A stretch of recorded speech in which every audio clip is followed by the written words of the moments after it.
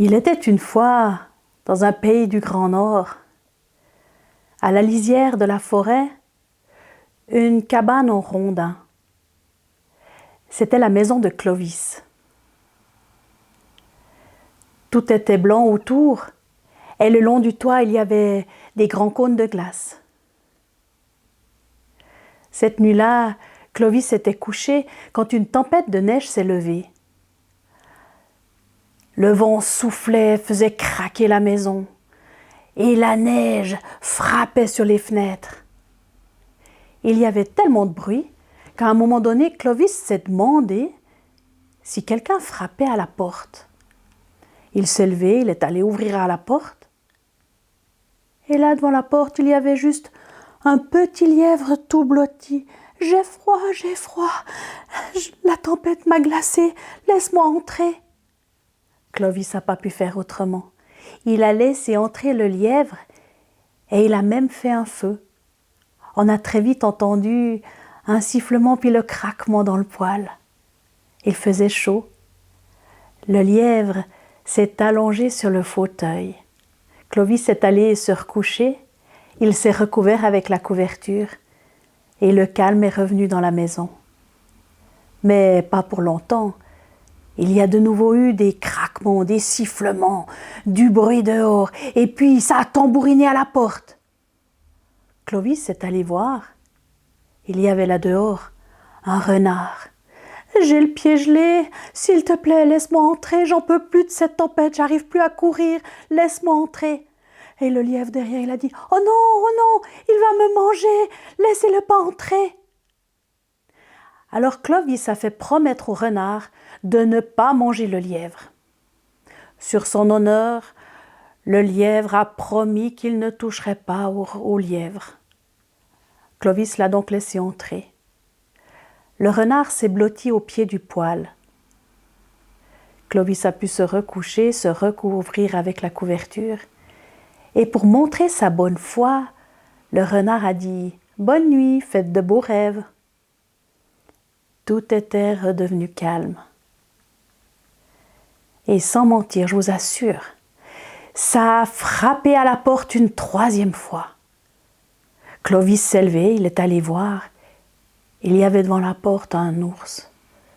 Sa pelure était toute recouverte de petites gouttelettes de givre. Il était glacé, il claquait des dents tellement fort que ça faisait trembler la porte. Clovis a fait « Aïe, mais qu'est-ce qu'on va faire? Mais comment est-ce qu'on va faire?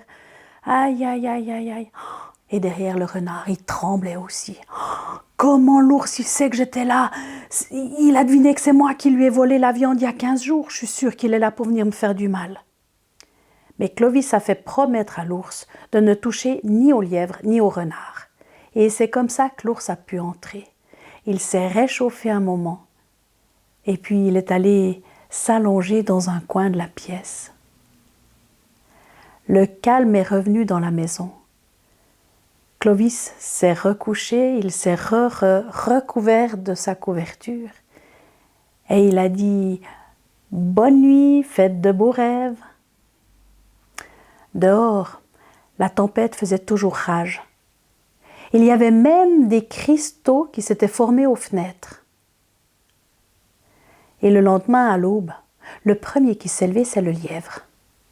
Il a ouvert un œil, il a regardé. « Oh, le renard, moi je lui fais pas confiance, je suis sûre, il est toujours dangereux pour moi. Il faut que je file avant qu'il se réveille. » Et le lièvre a fait 2-3 bonds jusqu'à la porte, discrètement, il est sorti et il a disparu. Peu de temps après, c'est le renard qui s'est levé. Il a revu l'ours. Mon Dieu, je suis sûre que dès qu'il va se réveiller, l'ours va me griffer pour me punir d'avoir volé sa viande. Il faut que je parte. Et discrètement, le renard a passé par la porte, il a disparu. L'ours, il avait bien dormi, il s'était bien réchauffé. Il a d'abord ouvert un œil, et puis le deuxième, puis là, il a vu, pendu à un clou, un fusil. Mince, je suis dans la loge d'un chasseur. Il faut que je parte avant qu'il me voie. Et l'ours a disparu. Le dernier à se réveiller, c'était Clovis. Ah, il était tout courbaturé, mais il avait eu une nuit agitée. Est-ce que c'était un rêve ou bien est-ce qu'il avait vu tous ces animaux, tout ça, c'était juste une illusion? Il n'y avait rien dans cette maison, dans sa cabane, tout était calme. Il est quand même allé voir à la porte. Quand il a ouvert, il a vu 3 traces de pas différentes. Alors il a rigolé.